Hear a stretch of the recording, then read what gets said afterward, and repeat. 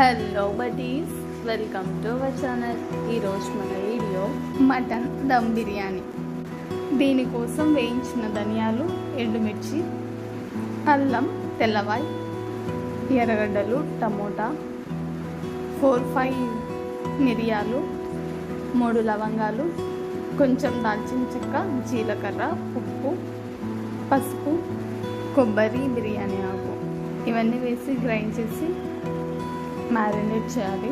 అందులోనే కప్ పెరుగు తీసుకొని మ్యారినేట్ చేసుకోవాలి. తర్వాత వీడియోలో చూపించిన విధంగా ఆనియన్స్ని కట్ చేసుకోవాలి. ఎప్పుడైనా మనం నాన్ వెజ్ని క్లీన్ చేసుకున్నప్పుడు ఉప్పు, పసుపు, నిమ్మకాయ వేసి 2 to 3 times వాష్ చేసుకోవాలి. తర్వాత సాల్ట్ వాటర్లో ఒక ½ an hour వరకు ఉంచాలి. ఇది కరెక్ట్ ప్రాసెస్ అన్నమాట.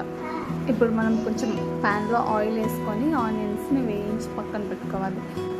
తర్వాత మనం బిర్యానీ రైస్ కోసం వాటర్ని మరగబెట్టుకోవాలన్నమాట. ఈ వాటర్లోనే మనం బిర్యానీ మసాలాలన్నీ వేసుకోవాలి అండ్ కొంచెం సాల్ట్ వేసుకోవాలి. ఇంకా ఆ వాటర్ని సిమ్లో పెట్టుకొని మనం మరిగించుకోవాలి. ఎందుకంటే నాన్ వెజ్ మంచిగా కుక్ అవ్వడానికి కొంచెం టైం పడుతుంది కాబట్టి.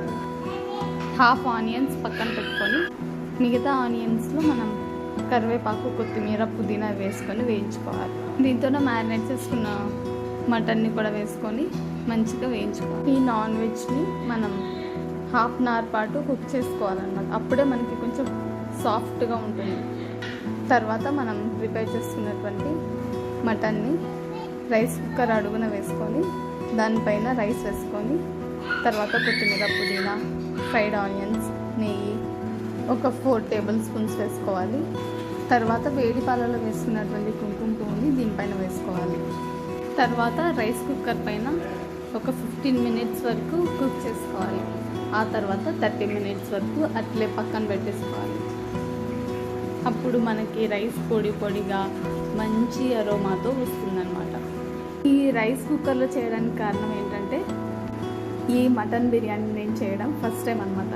ఎందుకు ఫస్ట్ టైమే మాడు కొట్టడం ఎందుకని ఇలా ట్రై చేశాను. ఇలా నేను ఫస్ట్ టైం చేయడమైనా చాలా బాగా వచ్చింది. సో ఎవరైనా ఇలా నాలా కొత్తగా ట్రై చేసే వాళ్ళు ఉంటే ఇలా ట్రై చేయడం బెటర్.